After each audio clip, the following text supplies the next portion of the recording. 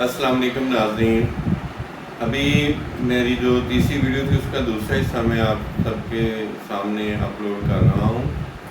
تو اس حصے میں بات ہو رہی تھی بچے کی قدرتی صلاحیتوں کے بارے میں۔ تو میں آپ کو بتا رہا تھا کہ قدرتی صلاحیتوں کے لحاظ سے بچوں میں انفرادی اختلافات پائے جاتے ہیں۔ وہ انفرادی اختلافات کس طرح سے پائے جاتے ہیں؟ جیسے ایک بچہ ذہین ہے، اس کو ہم ایک کام دیتے ہیں، وہ کام وہ بہت تیزی سے سر انجام دے لے گا۔ اچھا، اس کو ہم لکھنے کا ہی کام دیتے ہیں تو وہ بچہ اپنا کام جلدی لکھ لے گا۔ ایک بچہ جس کی صلاحیتیں درمیانے درجے کی ہیں، ظاہر ہے وہ ذہین بچے سے تھوڑا زیادہ ٹائم لے گا اس کام کو کرنے کے لیے۔ لیکن جو بچہ کم ذہین ہے، کمزور ہے، دماغی لحاظ سے کمزور ہے، وہ بچہ اس کام کو کرنے کے لیے دونوں کی نسبت زیادہ وقت دے گا۔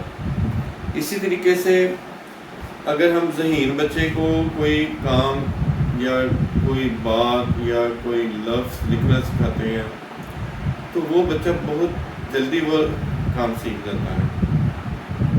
سیم اسی طریقے سے جو بچہ میڈیم درجے کا ہے وہ تھوڑا ٹائم لیتا ہے، اور جو بچہ کم ذہین ہوتا ہے وہ زیادہ ٹائم لیتا ہے۔ تو یہ جو صلاحیتیں ہیں یہ قدرتی طور پہ ہیں، ان میں جو ڈفرینس ہے۔ ہاں، اب ہم نے ان صلاحیتوں کو امپروو کیسے کرنا ہے وہ میں ساتھ ساتھ بتاتا جاؤں گا کہ اس کے لیے میں پھر ایک دفعہ آپ لوگوں کو اس بات کی طرف متوجہ کروں گا کہ جو بچے زیادہ ذہین ہیں ان کو الگ ٹاسک دیں، جو بچے درمیانے درجے کے ذہین ہیں ان کو الگ ٹاسک دیں، اور جو بچے کمزور ہیں ان کو الگ ٹاسک دیں، اور پھر اسی لحاظ سے ان پہ محنت کریں۔ آپ کے دیے ہوئے کام کو ذہین بچے بہت جلدی سر انجام دے لیں گے۔ جو بچے درمیانے درجے کے ان کو پہلے دقت ہوگی جب آپ بار بار ان سے یہ کام کروائیں گے، بار بار ان کو یہ چیزیں سکھائیں گے، تو ایک وقت آئے گا کہ وہ بچے بھی وہ کام تیزی سے کرنے لگ جائیں گے، کیونکہ انہوں نے اس کام کو کرنے کی پریکٹس کی ہوتی ہے۔ اسی طریقے سے جو بچے کمزور ہوتے ہیں، جو بچے کم ذہین ہوتے ہیں، ان کو بہت زیادہ توجہ کی ضرورت ہوتی ہے بنسبت پہلی اور دوسری کیٹیگری کے بچوں کے۔ تو جب ان بچوں کو توجہ دی جاتی ہے تو وہ بچے بھی اپنی صلاحیتوں کو امپروو کرنے کے لیے ورک کرتے ہیں۔ یہ کہیں نہیں لکھا کہ ایک بچہ اگر کم ذہین ہے، پڑھنے میں کمزور ہے، سیکھنے میں کمزور ہے تو وہ کامیاب نہیں ہو سکتا۔ اس کو کامیاب کرنے کے لیے اس پر توجہ دینے کی ضرورت ہے۔ ہم جس قدر اس بچے پر توجہ دیں گے اسی قدر وہ بچہ چیزوں کو جلدی سیکھے گا۔ اب دیکھیں، میں آپ کو پہلے بھی بتا چکا ہوں کہ ہر بچہ ایک جیسا ذہین نہیں ہوتا۔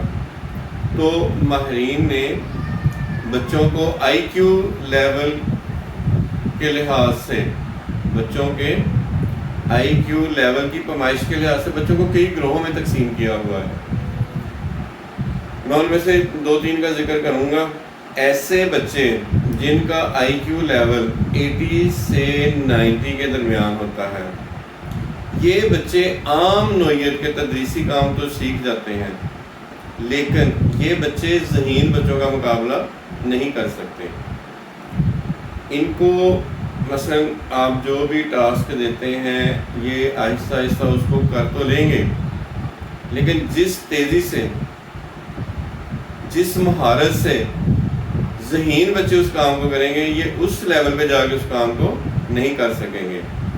اور جن بچوں کا آئی کیو لیول 90 سے 110 کے درمیان ہے، تو اگر ایسے بچوں کو سازگار ماحول مہیا ہو تو یہ بچے ایک خاص حد تک ترقی کر سکتے ہیں۔ ایک خاص حد سے مراد یہ ہے کہ یہ اپنے اس آئی کیو لیول کے اندر رہتے ہوئے جتنی ترقی کر سکتے ہیں اس لیول تک یہ پہنچ سکتے ہیں، لیکن اس سے آگے نہیں بڑھ سکتے۔ اب تیسری کیٹیگری آ جاتی ہے جن بچوں کا آئی کیو لیول 120 سے اوپر ہوتا ہے، تو ایسے بچے جو ہوتے ہیں ان کے ترقی کرنے کے امکانات واضح ہوتے ہیں۔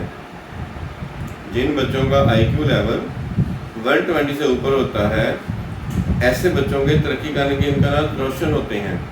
ایسے بچوں کو کم ذہین بچوں کے ساتھ نہیں پڑھانا چاہیے، ایسے بچوں کو بالکل الگ تھلگ ماحول دے کر ان کی مینٹل گروتھ کرنی چاہیے، تاکہ وہ ذہانت کے جس لیول پہ ہیں اس لیول پہ سیکھیں اور آگے ترقی کر سکیں۔ ایسے بچوں کی ترقی کی کوئی لمٹ نہیں ہوتی، یہ بچے ترقی کرتے ہوئے آگے بڑھتے جاتے ہیں۔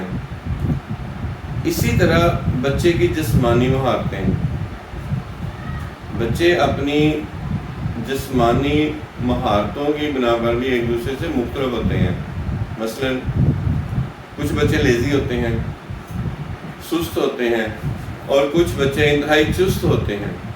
اب چست بچے کو جو ٹاسک دیا جائے گا وہ بچہ بہت جلدی اس کو کمپلیٹ کر لے گا، لیکن جو بچہ سست ہوگا، جو بچہ لیزی ہوگا، وہ اس کام کو کرنے میں وقت لے گا۔ اب اس میں ایک اور بڑی اہم بات آ جاتی ہے، یہ سست اور چست کے علاوہ بھی ایک کیٹیگری آ جاتی ہے بچوں کی۔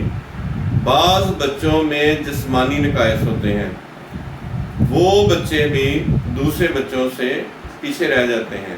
اچھا، ایسے بچے زیادہ تر احساس کمتری کا شکار ہو جاتے ہیں۔ تو جن بچوں میں جسمانی نقائص پائے جاتے ہیں ان کو تو بالکل بھی نہ تو ذہین بچوں کے ساتھ، نہ ہی میڈیم بچوں کے ساتھ، اور نہ ہی کمزور بچوں کے ساتھ بٹھانا چاہیے۔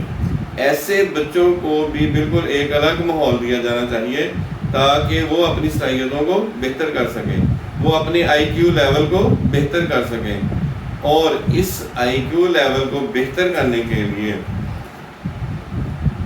ڈیووٹڈ ٹیچرز کی ضرورت ہے، وہ ٹیچرز جو اپنے بچوں سے پیار کرتے ہیں، وہ ٹیچرز جو اپنے ورک کے ساتھ مخلص ہوتے ہیں، جن کو پتہ ہے کہ ہم نے کام کرنا ہے، جن کو پتہ ہے کہ ہم نے بچوں کو سکھانا ہے، جن کو پتہ ہے کہ ہم نے بچوں کو وقت دینا ہے، تب جا کر ہم ان بچوں کا آئی کیو لیول جو ہے وہ امپروو کر سکتے ہیں۔